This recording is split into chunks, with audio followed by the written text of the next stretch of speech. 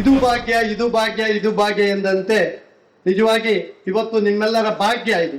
ಯಾಕಂತ ಹೇಳಿದ್ರೆ ನಮ್ಮ ಶ್ರೀ ಶ್ರೀ ಸ್ವಾಮೀಜಿಯವರು ಬಂದು ಪಾದ ಸ್ಪರ್ಶ ಮಾಡಿದ್ರಲ್ಲ, ಇದೇ ದೊಡ್ಡ ಪುಣ್ಯ ನಿಮ್ಮದು. ನಿಮ್ಮ ಮನೆ ಪಾವನ ಆಯಿತು. ಯಾಕಂತ ಹೇಳಿದ್ರೆ ಅಂತ ಗುರುಗಳು ಬರುವುದು ಅಷ್ಟು ಸುಲಭ ಅಲ್ಲ. ಮೊನ್ನಿನವರಿಗೆ ಅವರು ಕೃಷ್ಣ ಮಠ ಬಿಡುವಾಗಿರ್ಲಿಲ್ಲ. ಹಾಗಾಗಿ ಈಗ ಇನ್ನೊಂದು 14 ವರ್ಷ ತೊಂದರೆ ಇಲ್ಲ, ಯಾರು ಕರೆದ್ರು ಎಲ್ಲಿ ಬೇಕಾದ್ರೂ ಹೋಗ್ಬೋದು. ನಾವು ಪ್ರತಿ ವರ್ಷ ಅವರನ್ನು ಕರೀತಾ ಇದ್ದೇವೆ, ನಮ್ಮ ಹೈದರಾಬಾದಿಗೆ ಬರ್ತಾ ಇದ್ದಾರೆ. ಹಾಗಾಗಿ ಈ ಒಂದು ಒಳ್ಳೆ ಕಾರ್ಯಕ್ರಮ ಏನಂತ ಹೇಳಿದ್ರೆ, ಹೊಟ್ಟೆ ತುಂಬಿದವನಿಗೆ ಊಟ ಕೊಟ್ರೆ ಅದ್ರ ರುಚಿ ಗೊತ್ತಾಗೋದಿಲ್ಲ. ಅದು ಹಸುವಿದ್ದವನಿಗೆ ಊಟ ಕೊಟ್ರೆ ಅದ್ರ ರುಚಿ ಗೊತ್ತಾಗತ್ತೆ.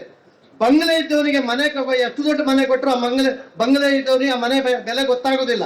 ಇವತ್ತು ಈ ಗುಡಿಸಲಲ್ಲಿ ಇದ್ದವ್ರಿಗೆ ಇಷ್ಟೊಳ್ಳೆ ಒಂದು ಮನೆ ಮಾಡಿ ಕೊಟ್ರೆ ಇದ್ರ ಬೆಲೆ ಏನಂತ ಅವ್ರಿಗೆ ಗೊತ್ತಾಗುತ್ತೆ. ಯಾಕಂತ ಹೇಳಿದ್ರೆ ಇದು ಒಂದು ಒಳ್ಳೆ ಕಾರ್ಯಕ್ರಮ. ಇದ್ರ ಪುಣ್ಯ ಅಂತ ಹೇಳಿದ್ರೆ ಶ್ರೀನಿವಾಸ ಪೂಜಾರು. ಯಾಕಂತ ಹೇಳಿದ್ರೆ ಈ ಒಳ್ಳೆ ಒಂದು ಹೊರಗರ ಕೊಲೆನೇ ಅದು. ಇವತ್ತು ಹೊರಗರ ಕೊಲೆನೇ ಅಲ್ಲ, ನಾನು ಹೇಳೋದು ಒಂದು IT ಕೊಲೆನೇ ಆಗಿದೆ. ಅಷ್ಟೊಳ್ಳೆ ಒಂದು ಕೊಲೆನೇ ಮಾಡಿ ಈ ಒಂದು ಒಳ್ಳೆ ಕಾರ್ಯಕ್ರಮ ಮಾಡಿದ್ದಾರೆ. ನಿಜವಾಗಿ ಅವರಿಗೆ ನಾನು ಧನ್ಯವಾದ ಹೇಳ್ತೇನೆ. ಯಾಕಂತ ಹೇಳಿದ್ರೆ ಅವರಿಗೆ ಈ ಒಂದು ಕೊರಗರ ಕೊಲೆನಿಗೆ ಮನೆ ಮಾಡಿ ಕೊಡ್ಬೇಕಂತ ಏನಿಲ್ಲ, ಬೇರೆಯವರನ್ನೆಲ್ಲ ಕೇಳಿ ಏನು ಬಂದಿದೆ ಸರ್ಕಾರದಿಂದ ಅದನ್ನು ಕೊಟ್ಟು ಮಾಡ್ಬೋದು. ಹಾಗಲ್ಲ, ಅವರು ನಮ್ಮಂಥವ್ರೆಲ್ಲ ಇದು ಹೇಳಿ ಈ ಒಂದು ಒಳ್ಳೆ ಒಂದು ಮನೆ ಮಾಡಿ ಕೊಟ್ಟಿದ್ದಾರೆ. ನಿಜವಾಗಿ ಅವರಿಗೆ ನಾನು ಧನ್ಯವಾದ ಹೇಳ್ತೇನೆ. ಹಾಗೆ ನಮ್ಮ ಜಿ ಶಂಕರ್ ಇದ್ದಾರೆ, ನಮ್ಮ ಇಲ್ಲಿಯ ಆನಂದ್ ಕುಂದವರವರು ಇದ್ದಾರೆ, ಮತ್ತೆ ಊರಿನ ಗ್ರಾಮ ಪಂಚಾಯತ್ ಅವರು ಎಲ್ಲರೂ ಇದ್ದಾರೆ. ನಿರ್ವಾಗಿ ಎಲ್ಲರೂ ಕೈ ಜೋಡಿಸಿದ್ರೆ ಮಾತ್ರ ಒಂದು ಕೆಲಸ ಮಾಡ್ಲಿಕ್ಕೆ ಸಾಧ್ಯ.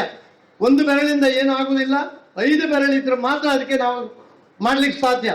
ಮತ್ತೆ ನಾ ಹೆಚ್ಚಿನವ್ರು ಹೇಳ್ತೇನೆ, ಇಟ್ಟು ಹೋಗ್ಬೇಡಿ ಕೊಟ್ಟು ಹೋಗಿ ಅಂತ. ನೀವು ಅವತ್ತು ಕೊಟ್ಟು ಹೋಗಿ, ಇಟ್ಟು ಹೋದ್ರೆ ನೀವು ಬರೀದೇ ಇರ್ಲಿ, ನಿಮ್ಮ ಮಕ್ಕಳ ಪಾಲಾಗುತ್ತೆ. ಅದು ಉಟ್ಕೊಳ್ತಾರೋ ಬಿಡ್ತಾರೋ ಗೊತ್ತಿಲ್ಲ, ಕೊಟ್ಟು ಹೊತ್ತು ಮಾತ್ರ ನಿಮ್ಮೊಟ್ಟಿಗೆ ಬರ್ತದೆ.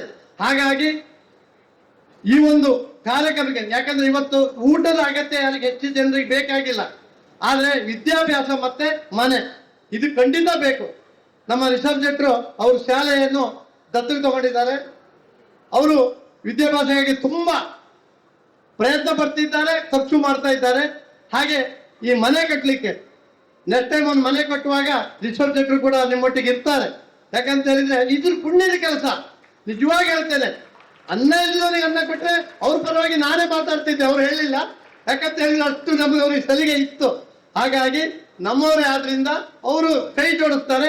ಎಲ್ಲರೂ ಕೈ ಜೋಡಿಸಿ ಒಂದು ಬಡವರ ಮನೆ ಉದ್ಧಾರ ಮಾಡುವ ಅಂತ ಹೇಳ್ತಾ ಈ ಕಾರ್ಯಕ್ರಮಕ್ಕೆ ಕರೆದು ನಂದೆರಡು ಮಾತಾಡ್ಲಿಕ್ಕೆ ಅವಕಾಶ ಮಾಡಿಕೊಟ್ಟ ನಿಮ್ಗೆಲ್ಲರಿಗೂ ಧನ್ಯವಾದ ಹೇಳ್ತಾ ನನ್ನ ಮಾತು ಮುಗಿಸ್ತೇನೆ.